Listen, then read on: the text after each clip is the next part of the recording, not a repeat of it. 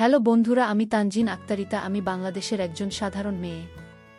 আজকে আমি তোমাদের যে গল্পটা বলব সেটা আমার জীবনেরই একটি গল্প, যেখানে আমি একটি ইটকলায় কাজ করতাম। আমি খুব সুন্দরী ছিলাম। আমার পারিবারিক অবস্থার কারণে আমাকে ইট করার কাজ নিতে হয়েছিল। বুট সেখানে একদিন আমি ইট করার মহাজনের নজরে পড়ে যাই, যার ফলে সেখানে আমার যা হয়েছিল সেই ঘটনাটাই আজকে আমি তোমাদের খুলে বলার চেষ্টা করব। আশা করি বন্ধুরা তোমরা মনোযোগ সহকারে আমার গল্পটা শুনবা। তো তাহলে চল বন্ধুরা, কথা না বাড়িয়ে গল্পে চলে যাই। আমার আর স্বামী বদিউলের বিয়ে হয়েছিল প্রায় 2 বছর আগে। আমাদের বিয়েটা ছিল ভালোবাসার, কিন্তু আমাদের পথটা মোটেও সত হচ্ছিল না। বদিউল একজন সৎ আর পরিশ্রমী মানুষ, কিন্তু তার আর্থিক অবস্থা ছিল খুবই খারাপ। আমাদের ছোট্ট সংসার চালানোর জন্য আমরা দুজনেই দিন-রাত পরিশ্রম করতাম, কিন্তু তবুও মাঝে মাঝে মনে হতো আমাদের এই সংগ্রামকে কখনো শেষ হবে। আমি সবসময় ভাবতাম কিভাবে আমরা আমাদের জীবনটাকে একটু ভালো করতে পারি। একদিন বদিউল আমাকে বলল, রিতা, আমার এক বন্ধু বলেছে শহরের কাছে একটা ইট গলায় কাজের সুযোগ আছে, তারা ভালো মজুরি দেয়। তুমি যদি আমার সঙ্গে কাজ করতে রাজি হও তাহলে আমরা দুজনে মিলে কিছু টাকা জমাতে পারব। আমি প্রথমে একটু দ্বিধা ছিলাম। ইট গলায় কাজ করা মানে শারীরিক পরিশ্রম, ধুলো আর কঠিন পরিবেশ। কিন্তু আমি বদিউলের চোখে একটা আশার আলো দেখলাম। আমি রাজি হয়ে গেলাম। আমরা দুজনে মিলে ইট কলাই কাজ শুরু করলাম। সকাল থেকে বিকেল পর্যন্ত আমরা ইট বহন করতাম, মাটি মাখতাম আর কলার অন্যান্য কাজে হাত লাগাতাম। কাজটা কঠিন ছিল, কিন্তু আমাদের মধ্যে একটা দারুণ বোঝাপড়া ছিল। আমরা একে অপরকে উৎসাহ দিতাম। বদিয়াল মাঝে মাঝে বলতো, রিতা, আমরা এভাবে কাজ করলে একদিন নিজেদের একটা ছোট্ট বাড়ি বানাতে পারব। আমি তার কথায় হাসতাম আর মনে মনে ভাবতাম আমাদের এই স্বপ্ন একদিন পূরণ হবেই। ইটকলার মালিক ছিলেন বিল্লা ভাই।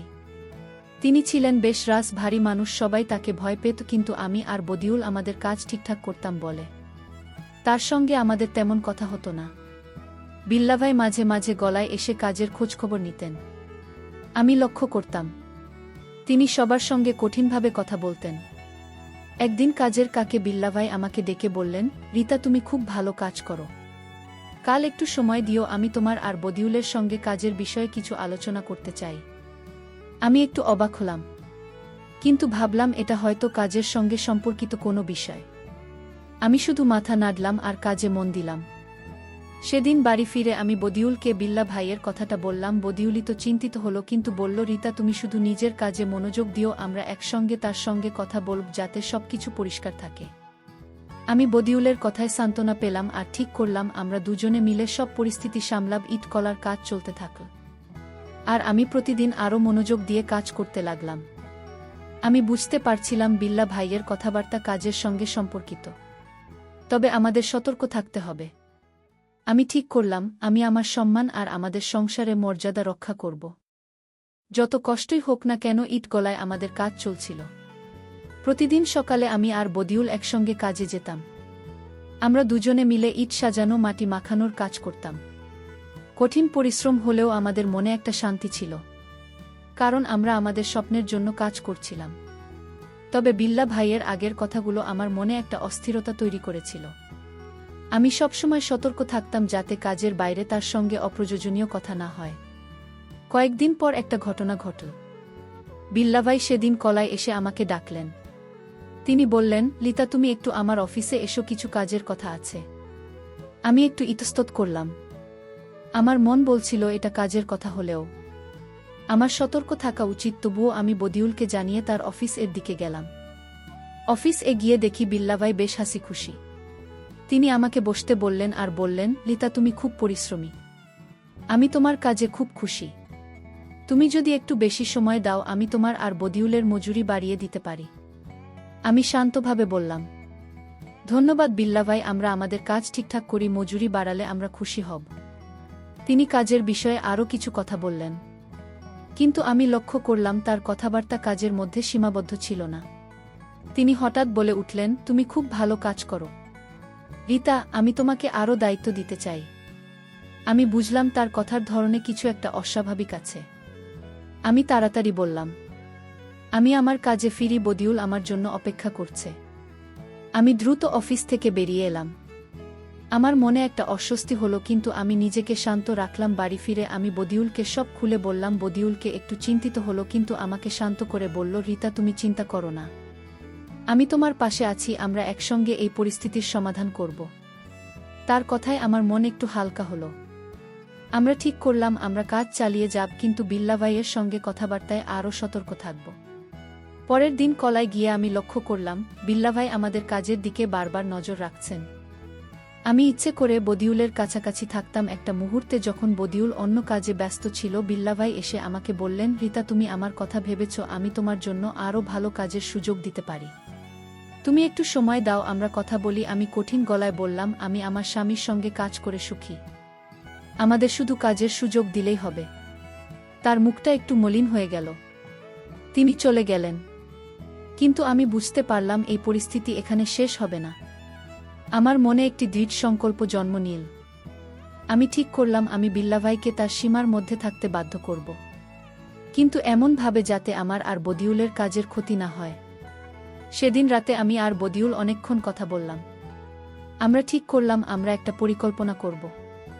বিল্লা ভাইকে বোঝাতে হবে যে আমরা শুধু কাজের জন্য এখানে এবং আমাদের সম্মানের সঙ্গে কোনো আপোষ করা হবে না। আমরা সিদ্ধান্ত নিলাম আমরা বুদ্ধি দিয়ে এই পরিস্থিতি সামাল দেব, রাগ বা ক্রোধের মাধ্যমে নয়। বিল্লা ভাইয়ের আচরণ আমার মনে একটা অস্বস্তি তৈরি করেছিল, কিন্তু আমি আর বদিউল ঠিক করেছিলাম আমরা হাল ছাড়ব না। আমাদের কাজটা আমাদের জন্য গুরুত্বপূর্ণ ছিল, আর আমরা চাইতাম না যে বিল্লা ভাইয়ের এমন আচরণের জন্য আমাদের স্বপ্ন ভেঙে যাক। তাই আমরা একটা পরিকল্পনা করতে শুরু করলাম। আমার মনে হচ্ছিল বিল্লা ভাইকে বোঝাতে হবে এমনভাবে যাতে তিনি তার আচরণের সীমা বুঝতে পারেন। বদিউল আমাকে বলল, রিতা, আমাদের বুদ্ধি দিয়ে কাজ করতে হবে। আমরা যদি রাগারাগি করি তাহলে হয়তো আমাদের কাজটা চলে যাবে।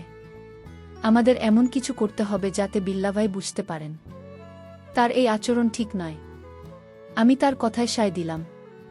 আমরা ঠিক করলাম আমি বিল্লা ভাইয়ের সঙ্গে কথা বলবো, কিন্তু এমনভাবে যাতে আমার সম্মান অক্ষুণ্ণ থাকে। পরের দিন ঈদ গলায় গিয়ে আমি আমার কাজে মন দিলাম। বিল্লা ভাই সেদিনও এসেছিলেন। তিনি আবার আমার কাছে এসে বললেন, রিতা, তুমি আমার কথা ভেবেছ? আমি তোমার জন্য আরও ভালো কাজের সুযোগ দিতে পারি। আমি শান্তভাবে বললাম, বিল্লা ভাই, আমি আমার স্বামীর সঙ্গে খুব সুখী।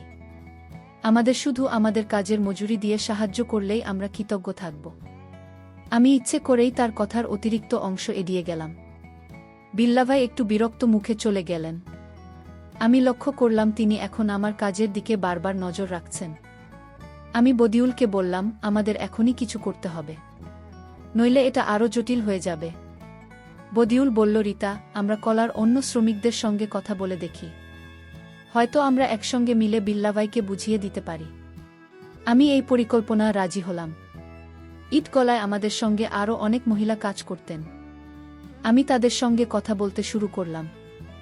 আমি খুব সাবধানে বিল্লা ভাইয়ের অতিরিক্ত মনোযোগের কথা তুললাম, কিন্তু সরাসরি কারো নাম না নিয়ে একজন মহিলা রহিম আপা বললেন, রিতা, তুমি ঠিকই বলছো, বিল্লা ভাই আগেও কিছু শ্রমিকের প্রতি অতিরিক্ত মনোযোগ দিয়েছেন। আমরা কেউ কিছু বলিনি, কারণ আমাদের কাজ হারানোর ভয় ছিল। এটা শুনে আমার মনে আরও জোর এলো। আমরা কয়েকজন মিলে ঠিক করলাম আমরা বিল্লা ভাইকে একটা স্পষ্ট বার্তা দেব। আমরা পরিকল্পনা করলাম, যখন বিল্লা ভাই আবার আমার সঙ্গে অতিরিক্ত কথা বলার চেষ্টা করবেন, তখন আমরা সবাই একসঙ্গে তার সামনে দাঁড়াব। আমরা তাকে বুঝিয়ে দেব যে আমরা শুধু আমাদের কাজ করতে এসেছি, আর আমাদের সম্মান নিয়ে কেউ কোনো কথা বললে আমরা চুপ থাকব না। সেদিন বিকেলে বিল্লা ভাই আবার আমার কাছে এলেন। তিনি বললেন, রিতা, তুমি আমার কথা এড়িয়ে যাচ্ছ কেন? আমি তো শুধু তোমার কাজের উন্নতির কথা ভাবছি। আমি তাকে থামিয়ে বললাম, বিল্লা ভাই, আমরা এখানে শুধু কাজ করতে এসেছি, আমাদের কাজের বাইরে কোনো কথা বলবেন না। ঠিক তখনই রহিমা আপাসহ আরও কয়েকজন মহিলা এগিয়ে এলেন। তারা বললেন, আমরা সবাই একসঙ্গে আছি, আমাদের কাজটা ঠিকঠাক দিন, আমরা আর কিচ্ছু চাই না। বিল্লা ভাই একটু থতমত খেয়ে গেলেন। তিনি কিছু না বলে চলে গেলেন। আমার মনে একটা শান্তি এলো, কিন্তু আমি জানতাম এটা এখানেই শেষ নয়, আমাদের আরও সতর্ক থাকতে হবে। বিল্লা ভাই সেদিন আমাদের সবার কথা একটু থমকে গেলেন। আমি আর রহিমা আপা সহ অন্য মহিলারা একসঙ্গে দাঁড়িয়ে তাকে স্পষ্ট করে বলেছিলাম, আমরা শুধু আমাদের কাজ করতে এসেছি। তার মুখে কোনো কথা ছিল না, তিনি চুপচাপ চলে গেলেন। আমার মনে একটা জয়ের অনুভূতি হলো, কিন্তু আমি জানতাম এটা এত সহজে শেষ হবে না। বিল্লা ভাইয়ের মতো মানুষ এত সহজে হাল ছাড়ে না। পরের দিন কলায় গিয়ে আমরা দেখলাম বিল্লা ভাই এলেন না। আমরা সবাই একটু অবাক হলাম। সাধারণত তিনি প্রতিদিন কলায় এসে কাজের তদারকি করতেন। আমি বদিউলকে বললাম, এটা কি আমাদের কথার ফল নাকি তিনি অন্য কিছু ভাবছেন? বদিউল বলল, রিতা, আমাদের সতর্ক থাকতে হবে। আমরা কাজ ঠিকঠাক করব যাতে তার কাছে কোনো অভিযোগ করার সুযোগ না থাকে।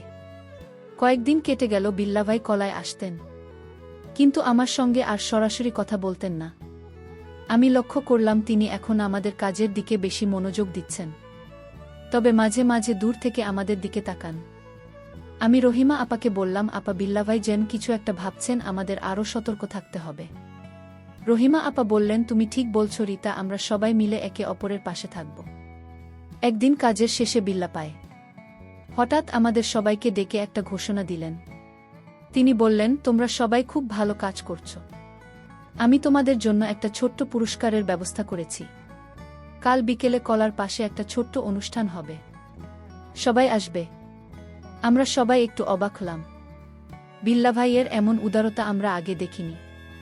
আমার মনে একটা সন্দেহ জাগল। বদিউল কি? আমি বললাম, এটা কি তার কোনো নতুন চাল? আমার মনে হচ্ছে এর পেছনে কিছু একটা আছে। বদিউল বলল, রিতা, আমরা সবাই মিলে যাব, তুমি আমার কাছেই থাকবে। যদি কিছু হয় আমরা সবাই একসঙ্গে মোকাবিলা করব। আমি তার কথায় একটু আশ্বস্ত হলাম। আমরা ঠিক করলাম কালকের অনুষ্ঠানে আমরা সবাই একসঙ্গে থাকব, আর আমি বিশেষ করে বদিউলের কাছাকাছি থাকব। পরের দিন বিকেলে আমরা কলার পাশে একটা খোলা জায়গা জড়ো হলাম। বিল্লাভাই সেখানে এসে সবাইকে ধন্যবাদ দিলেন। তিনি বললেন, তোমরা সবাই আমার কলার জন্য অনেক কিছু করছো। আমি তোমাদের জন্য কিছু খাবারের ব্যবস্থা করেছি। আমরা সবাই খুশি হলাম, কিন্তু আমি লক্ষ্য করলাম বিল্লাভাই আমাদের কাজ নিয়ে কথা বললেও তার মনোযোগ একটু বেশি। আমাদের দিকে খাওয়ার পর তিনি আমাকে ডেকে বললেন, রিতা, তুমি একটু আমার সঙ্গে কথা বলো। আমি তোমার কাজের জন্য একটা বিশেষ পুরস্কার দিতে চাই। আমি তাকে বললাম, বিল্লাভাই, আমি আমার স্বামীর সঙ্গে এসেছি।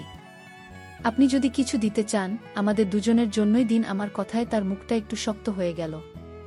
তিনি বললেন, ঠিক আছে, আমি পরে কথা বলবো। আমি বদিউলের কাছে ফিরে গেলাম। আমার মনে হচ্ছিল বিল্লাভাই এখনও তার অতিরিক্ত মনোযোগ থেকে সরেননি।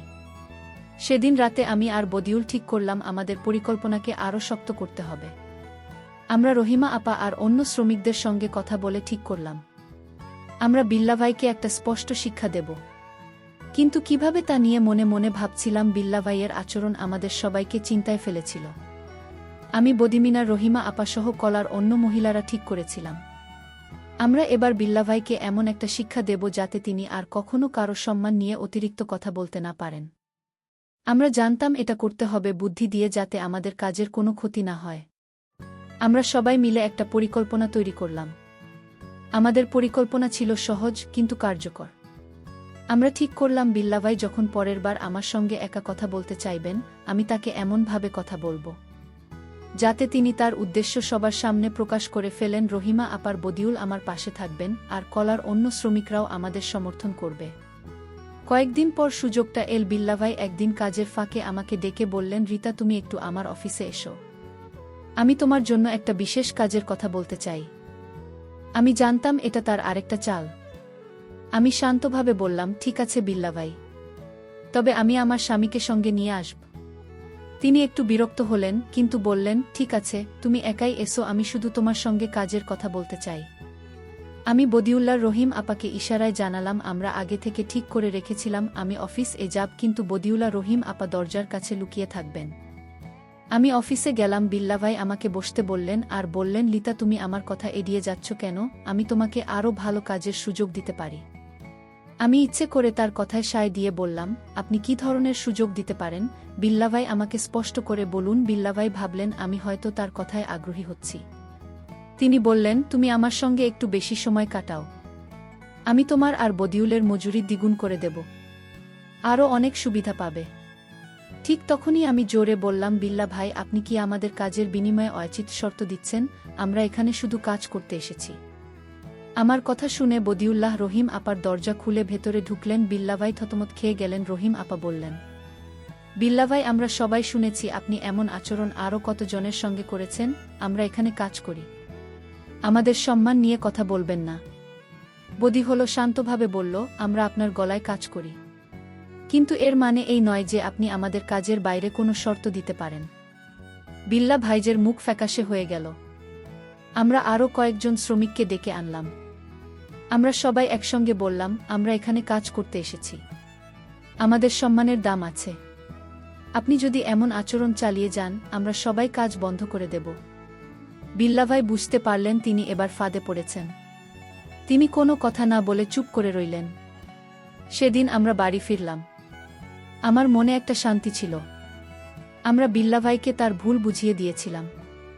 কিন্তু এটা কি এখানেই শেষ? বিল্লা ভাই কি আমাদের কথা মেনে নেবেন নাকি তিনি অন্য কিছু করবেন, সেই প্রশ্নই আমার মনে বারবার ঘুরপাক খাচ্ছিল। বিল্লা ভাইয়ের মুখ ফ্যাকাশে হয়ে গিয়েছিল যখন আমরা সবাই একসঙ্গে তার সামনে দাঁড়িয়ে তাকে আমাদের কথা শুনিয়েছিলাম। আমরা স্পষ্ট করে বলেছিলাম, আমরা শুধু আমাদের কাজ করতে এসেছি, আর আমাদের সম্মান নিয়ে কেউ কোনো কথা বললে আমরা চুপ থাকব না। সেদিনের পর বিল্লা ভাই আর আমার সঙ্গে সরাসরি কথা বলার চেষ্টা করেননি।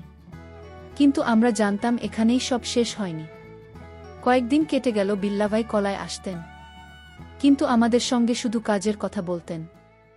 আমি লক্ষ্য করলাম তিনি এখন আমাদের সবার প্রতি একটু বেশি সতর্ক। আমরা সবাই মিলে কাজ চালিয়ে যাচ্ছিলাম, আর আমাদের মধ্যে একটা নতুন ঐক্য তৈরি হয়েছিল। রহিমা আপা বললেন, লিতা, তুমি আমাদের সবার জন্য একটা বড় কাজ করেছ।